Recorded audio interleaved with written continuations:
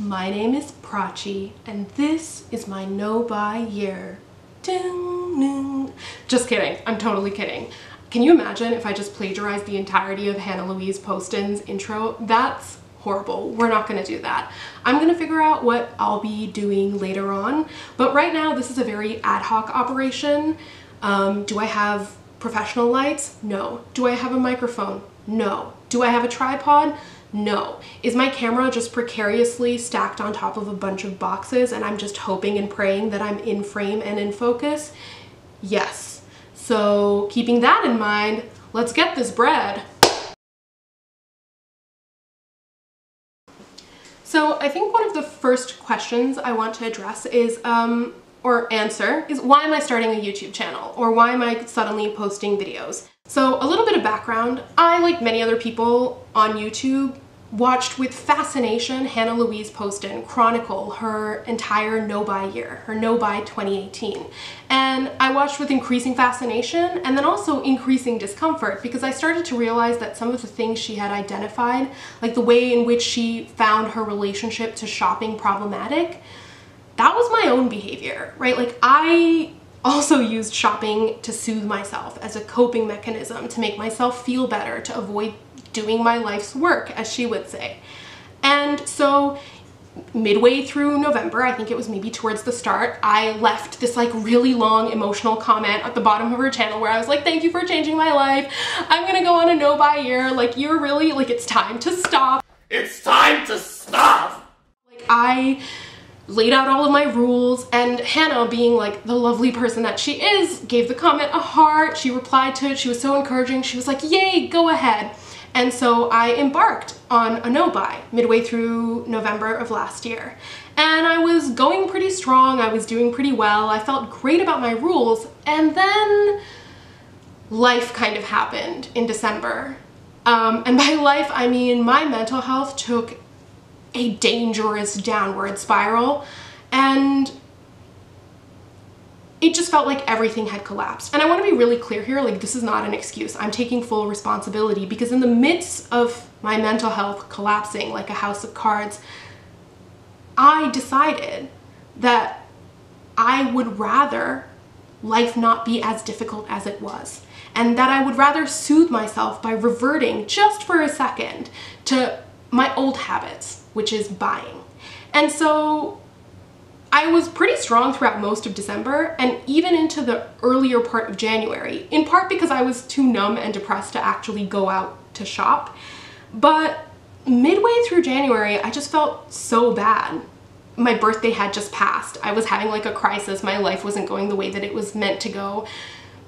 And I snapped. I broke. And I chose very deliberately to go to the mall and buy makeup to make myself feel better. And then I did that thing that I think a lot of people do, which is, because I had ruined my perfect streak of a no-buy, I just decided to throw it all to hell, right? Throw out the baby with the bathwater. And so then I bought a whole bunch more stuff. And then I just sat there feeling guilty with all of this extra stuff, thinking about how I had let down my fairy godmother, Louise Poston, and more importantly, that I had let myself down. Because I found that list, that original list of the reasons why I wanted to go on a no-buy, and decided and committed that instead of throwing the baby out with the bath water, my God, can I speak English today? I'm going to recommit and do a full year. And the change this time is that instead of writing a list and then just keeping it somewhere where I never read it again, because I do so much reading in all of my university courses that the idea of me under a high pressure situation whipping out a list of reasons to read doesn't really make sense. I much prefer to consume media that's like in an audio format, whether it's a podcast or a YouTube video. And so I really started the YouTube channel so that I had somewhere a record of my own voice laying out my own reasons for why I want to go on a no-buy year. Because although Hannah's reasoning and her encouragement, and Hannah Smokey Glow's reasoning and her encouragement, and Elle S's reasoning and encouragement, and all of these other incredible people who are also on a no-buy year, although their videos are encouraging, they're so intensely personal because all of the reasons why we go on a no-buy are so intensely personal. And so I want to be able to, when I'm in a moment of doubt or panic or just really contemplating buying something, come to a video of me, myself, in my own voice, reminding myself why I'm doing this, right? So that I can remind myself that this isn't something external anybody's imposing on me. I'm choosing to do this because of XYZ tangible benefits. So that's really why I've made this YouTube channel. That's why I'm going to continue uploading videos. And honestly, if on February 5th, 2020, every single one of my videos, like this one, only has 365 views, which is me every single day when I'm struggling coming to watch this video and remind myself why I'm doing it, that's okay, because that's what this is for. All right, so now that that's handled, that was like that first slice of bread. It's got like a lot of crust on it. It's like cool, whatever, but now we're like in the bread of the video. So why am I specifically going on a no buy, right? The primary reason, there are sort of like three branches in which I think we can categorize like all of my reasons. And I might like look down a little bit because I've written out my reasons on a laptop before, so I'm so sorry if that bothers you, but I have to refer to that because I can't remember all of it. So the first sort of primary reason or like overarching theme is the amount of time and energy that shopping takes up. I find for me personally, the amount of time and energy that I spend on shopping is unhealthy and not productive. So I'm an undergraduate student and I hope to one day become a lawyer. So I have this vision of the person who I'm going to be one day in the future, right? She's like really put together. She's like smartly dressed. She knows her stuff. She kicks ass. She takes names. She works for the UN. She's doing incredible, amazing things. That's the fantasy future version of myself. And for a really long time, I have used makeup and the acquisition of new things to try and achieve the fantasy version of myself. Oh, lawyer Prachi in the future would totally wear like a Chanel lipstick, so current Prachi should buy the Chanel lipstick so that she can be one step closer to her future self. And that's not actually the way life works. No lipstick, foundation, serum, or hair gel is going to turn me into the kick-ass, takes names, human rights defending lawyer that I want to be. What's actually going to make me grow and stretch and sort of become the fantasy version of myself that I want to achieve is if I spend my time and my energy doing all of my university work, trying to learn everything that I can from my classes, studying hard for the LSAT, thinking about all of the work I do for extracurriculars and nonprofits. That's where all of my time and energy should be going, not into shopping or thinking about shopping. I put off doing meaningful work that could turn me into the lawyer that I want to be, that could turn me into the person that I want to be by shopping. And that's really uncomfortable to admit because it makes me seem so shallow and frivolous. But it's true, right? Because the work that I want to do, the meaningful work that I want to do, it's difficult. And shopping is so much easier. And so it's so much easier for my mind to procrastinate and instead expend my time and energy on things that don't matter, like, oh, finding the perfect red lipstick, as opposed to the things that do matter and the things that are important. And I don't want to do that anymore. I want to make sure all of my time and all of my energy is going towards meaningful, important things in my life and going towards my actual life's work. Because this is so uncomfortable to admit, but makeup and skincare and hair care suddenly has somehow replaced, without me even realizing, every single hobby in my life, it seems like, right? That all it seems like I do is I go to university, I go to work, and then in all of my free time, I watch YouTube videos that are beauty videos, right? And all of a sudden I have this wealth of knowledge. I'm the person everyone in my family's like, oh, if you want advice about makeup, blah, blah, blah, whatever, Prachi's the person you can go to. But that's not actually what I want all of my time to be occupied by. Like if I have free time that's not spent doing my academic work or my work or working in my extracurriculars, I want to actually engage in my hobbies. I used to read 2 to 3 books a week. And in 2018, I read 7 books total. I used to write all the time, and I wrote in my journal only 4 times in the entire year of 2018.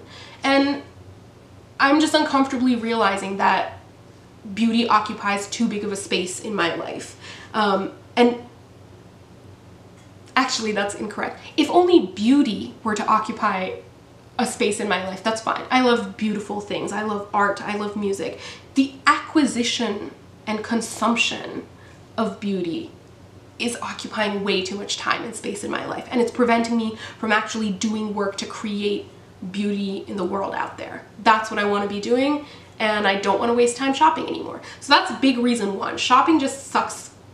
Personally, for me, way too much of my time, way too much of my energy, and it really doesn't give me much in return. It will not turn me into the person that I want to be. The other thing, reason number two, that shopping will waste is my money. I'm broke, y'all. Like, I'm a student. Like, I am on student loans. Like, I work part-time to like alleviate the amount of loans I have to take, and like I budget and everything. I'm not in credit card debt. Like, I'm fine. But every spare cent that I can afford to spend on makeup, skincare, hair care, perfume, whatever, I was always spending it. I have always been spending it on that, and I don't want to do that. I would rather just save my money so I can pay down my student debt faster, or save my money for law school tuition if I hopefully get in. And I don't want to spend all of my money on gloop to put on my face and body, right? I just don't want that to be where all of not only my time and energy, but my actual physical money is going. So the last reason is much more sort of, there are certain more emotional reasons. So these ones are almost very practical considerations. Like for me, I'm like, you know, doing a cost-benefit analysis. The cost of engaging in shopping behavior is way too high than the benefit. This last one is more emotional, and it's almost two things in one. One is that my home country is Nepal. That was where I was born. That's where I was raised. One thing that has really sort of clicked into perspective for me is that I added up how much all of the money that I've ever spent on makeup is, how much my makeup collection is worth, how much money I've spent over the last several years, and that sum could have done something so much better. It could have probably like built a school or educated a person in my home country, in my birthplace. And that makes me highly uncomfortable, because at the end of the day, like, this is glitter that I put on my face. Like, it's like sparkly powder. I feel like I have spent far too much money on that, considering where I come from, who my people are, and how much change I'm trying to make into the world. Now, that doesn't mean that I'm never gonna wear makeup again, or that I don't think anyone should ever have any beautiful things because people out there are living worse lives than me. No, I enjoy beauty, and I enjoy doing my makeup and my skincare, but it never felt like I have enough. And I have enough. I have enough. I have enough. Like, all of the stuff that I own is more than enough to make me beautiful, or make me feel confident, or to let me do lots of different looks with my face, my hair, my skin. I have more than enough to give me good skin and let me have fun with makeup. I don't need more. I don't need to consume more. I am and have enough. And I really want to live that this year. The final sort of emotional component or emotional reason why I feel like I need to go on a no-buy has to do, it wasn't on my original list that I wrote way back in November and was like, this is why I need to go on a no-buy. It's something that I really learned about myself after having tried to do a no-buy and failed. And it's that I personally use shopping as an emotional crutch, as a coping mechanism. So we're about to get personal up in here, but I have ADHD, and there are days where I'm like, great, everything's fine, everything's okay, but there are also days where it's like I work really hard and like nothing gets done, where it's like I'm plodding away at reading a paper for hours and I still don't understand, or I've been trying to write for ages and nothing happens. And on those days where I feel like my productivity is really low, what I have often done in the past to soothe myself and assuage myself of the guilt and the lack of productivity is I've gone out and I've bought something. And that acquisition of a thing, this new tangible object in my life, it has allowed me to not feel guilt. It has allowed me and given me a false sense of productivity because I did something. I have a tangible result, like a lipstick or an eyeliner or something, a body wash, a candle that I didn't have at the start of the day, but that I do have now. And that was why my no-buy sort of failed that first time, because when all of the other pieces fell apart and I wasn't being productive and my mental health was really low and I felt like I wasn't accomplishing anything, I used makeup to feel like I had done something. And not applying makeup, but buying makeup to feel like I had done something, to give me that little like dopamine rush that my brain needs so that I don't feel terrible about myself. And I don't want that unhealthy behavior to continue. I want, when I am not having a productive day, when my ADHD symptoms are having up, when I'm just having an off day, because it's not always down to my ADHD, sometimes people just have off days. I don't want to use makeup as a crutch to pick myself up anymore. And not just makeup, but shopping. I don't want this false sense of productivity. I want to instead be able to sit with my discomfort and my possible failure and let myself know that it's okay, and to then retrench and figure out what I'm gonna do tomorrow.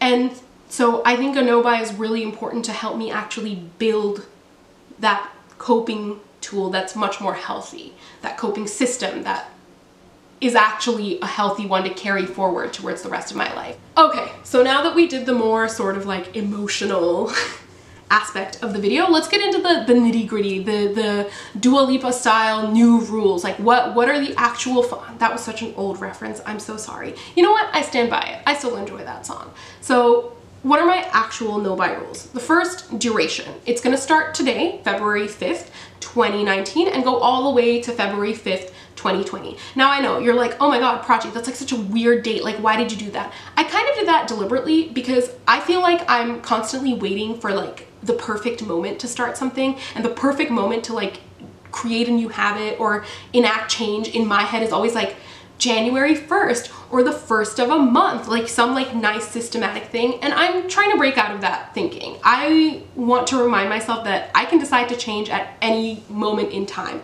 I don't have to wait for the perfect moment to change. I can decide to do it now. So February 5th to February 5th. Is it messy and not perfect? Yeah, that's okay. Rule number 2 of the no-buy. No purchases of makeup, skincare, perfume, body care, lotions, body washes, etc., candles, books, and or hair care, I literally have 2 inches of hair now, are allowed. I don't really have a problem buying clothes, so I haven't included clothes in the no-buy because I'm the kind of person who like, I only go clothes shopping when something I own is actively worn. However, if I find that because I've reduced all of my shopping tendencies in these other areas, I really want to go clothes shopping all of a sudden, I'm gonna add clothes to the no-buy list as well. So that's like a contingency. Rule number 3.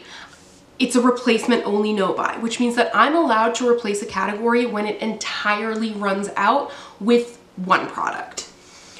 Rule number 4, exemption for books, which are required reading or textbooks for classes. So those, if I can't get them elsewhere, I'm allowed to buy those because I'm not gonna fail because of my no-buy year. Exemption number 5 is a health and safety exemption. So for example, in the last 2 weeks, it has gotten extremely cold in Toronto. Like, cold in a way that I have never experienced before. There's like 20 minutes in a day where I'm pretty much outside walking. And I did not have any kind of face cream, oil, anything that was occlusive enough to protect my cheeks during that time. And my cheeks actually cracked. So to prevent that kind of thing from happening, I'm putting in just like a health and safety exemption where if something goes like horribly wrong, if I need like a cortisol cream or something really thick and occlusive, or I need to buy a new coat or something, I can do that. Rule number 6. I don't have any gift cards, but if I get any, I'm gonna use them only for replacements. For Christmas and my birthday in January, I can ask for actual stuff, but I'm not gonna let myself buy any of the above categories I mentioned as a treat. I'm gonna treat myself instead by saving to go on a trip with a friend to New York City and meeting the love of my life, Starry Night by Vincent van Gogh. So that's sort of what I'm going to put money towards instead. Rule number 7. I'm only allowed to go to the mall when I need to actually buy something. And the thing that I need to buy must be written down in my phone for at least 24 hours before I go to the mall or store to make that written down purchase only. And I did this one, because I feel like I waste a lot of time window shopping at the mall and I can't be procrastinating like that anymore.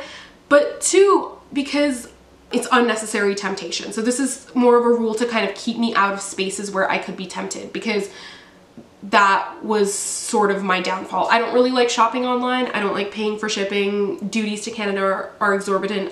My problem is usually impulse buying something when I'm in the mall. So I'm not allowed to go to the mall unless I actually have to buy something, and I gotta think 24 hours about what it is I want and what specifically that is. I can't just blindly go window shopping. The last rule is that at some point this year I'm going to do a KonMari style, like the Marie Kondo life-changing magic of tidying up style declutter. But I think I'm going to declutter makeup and skincare into a box a la Louise Poston, so that I can't use decluttering as an excuse to buy something if I run out of my favorite spark joy item in a category, right? I still have to like burn through at least the makeup, the skincare, the hair care that I know I'm realistically going to actually use, but other things, like I have so many papers and books that I'm not going to read lying around in my house, I want those gone. And so that's part of my plan. Sorry, I'm so incoherent all of a sudden. I think it's because a lot of time has passed. But those are all of my rules. That's how I'm planning on implementing the no-buy.